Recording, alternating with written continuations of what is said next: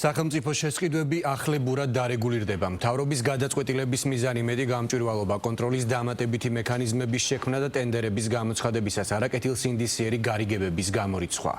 ინიციატივა, რომელზეც პრემიერმა მთავრობის ხდომაზე ისაუბრა, რამდენიმე დღის წინ პარლამენტში ინფრასტრუქტურის მინისტრმაც გააჟღერა. რევაზ სოხაძეს არ დაუმალავს, რომ უწყებაში, რომლის ხელმძღვანელობა ცოტა ხნის წინ გადმოიბარა, მძიმე მემკვიდრეობა დახვდა.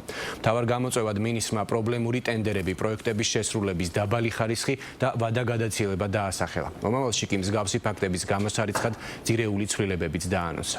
შალვა სუმბაძე გვეტყვის, რას გულისხმობს და რა რისკებს დააზღვევს სახელმწიფო შესყიდვების ახალი მეთოდი. საქართველოს მთავრობა სახელმწიფო შესყიდვებში მეტი გამჭვირვალობისთვის ბაზრის კვლევის ელექტრონულ მეთოდს დანერგავს. ინიციატივის შესახებ განცხადება დღეს პრემიერ-მინისტრმა მთავრობის ხდომაზე გააკეთა. ირაკლი კობახიძის განმარტებით ახალი პლატფორმა გააჩენს დამატებით შესაძლებლობას კონტროლის თვალსაზრისით და გამორიცხავს გარიგებებს შემსყიდველ ორგანიზაციას და კომპანიებს შორის. როგორც პრემიერმა განმარტა, გამჭვირვალობასთან ერთად ახალი ინიციატივის მიზანი პროექტების ხარისხისა და ხარჯთეფექტიანობის გაზრდაა. ჩვენ ბევრ საუბრობთ კიდევ ერთ თემაზე, ეს არის კორუფციასთან ბრძოლა და როგორც მოგეხსენებათ, ამ მიმართულებით ბევრი რამ გაკეთდა გასული რამდენიმე თვის განმავლობაში და გვინდა გაგიზიაროთ კიდევ ერთი ინიციატივა, რომელიც უკავშირდება ბაზრის კვლევის ელექტრონული მოდელის დანერგვას.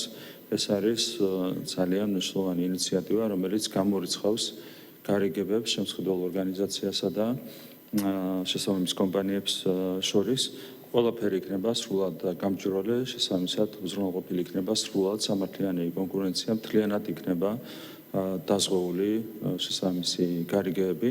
ეს ბუნებრივია, უზრუნველყოფს ხარჯეფექტიანობის გაუმჯობესებას და საბოლოო ჯამში ეს ყველაფერი აისახება ბუნებრივია შესრულებული სამუშაოების ხარისხზეც. უფრო ზუსტად ახალი ელექტრონული მოდული სახელმწიფო შესყიდვებით დაინტერესებული პირებისთვის გამჭვირვალე, ხელმისაწვდომ და ეფექტურ პლატფორმას შექმნის. ეს გამოიხატება ინფორმაციაზე თანაბარი წვდომის შესაძლებლობაში. მოდულში რეგისტრირებული იქნება 4700-ზე მეტი სახელმწიფო შემსყიდველი ორგანიზაცია, რომელიც ავტომატურ რეჟიმში გაუგზავნის ბაზრის კვლევის დაწყების შესახებ ინფორმაციას 60,000-მდე კომპანიას. წინადადებები დაიყოფა მათი დაინტერესების მიხედვით. შესაბამისი უწყებების ცნობით ეს სახელმწიფო შესყიდვებს თვისობრივად ახალ საფეხურზე გადაიყვანს. პროცედურებში ბაზრის კვლევას უკავია ძალიან მნიშვნელოვანი ნაწილი. თუ კი ბაზრის კვლევას ატარებ არასწორად, შემდეგ შეიძლება მთელი შესყიდვა არასწორად ჩაატარო და მაგალითად გარკვეულ საქონლის შემომსახურებაში გადაიხადო ორჯერ ან სამჯერ მეტი, ვიდრე ეს რეალურად ბაზარზე ღირს. ამისათვის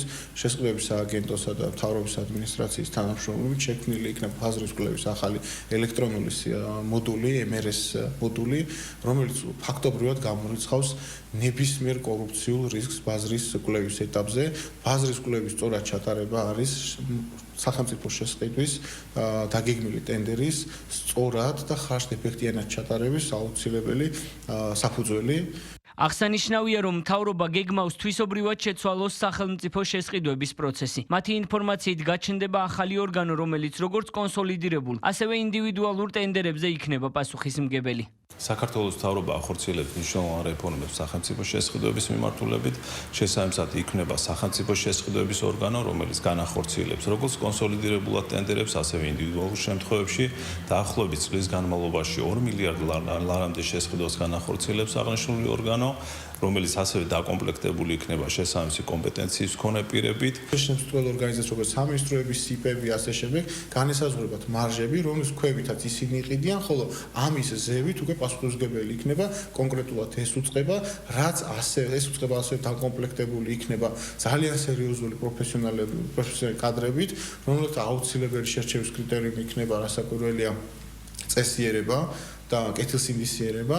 და აღნიშნული პროფესიონალები ჩაატარებენ აი ამ შესყიდვებს და ასევე ბოლომდე მიყვებიან მონიტორინგის ნაწილში, როგორ ხდება მოწოდება, როგორ ხდება მომსახურება და ამითაც რასაკვირველია გადაზღვეული იქნება ნებისმიერი კორუფციული რისკი. ანუ ჩვენი ერთ-ერთი მთავარი პრიორიტეტი არის ბიუჯეტის ხარშტეფექტური ხარჯვა.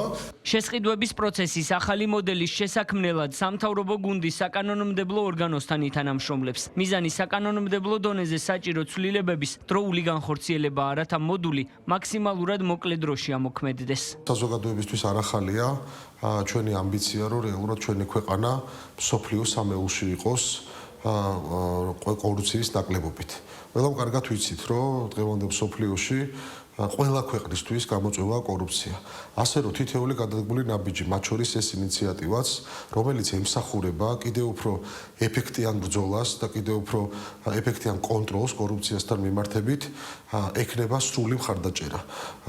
ერთია სამთავრობო ინიციატივა, ასევე ეს ინიციატივა მოიცავს რიგ საკანონმდებლო ცვლილებებს და უმრავლესობის სახელით მინდა ვთქვა, რომ სრული მხარდაჭერა ექნება საკანონმდებლო ორგანოდან.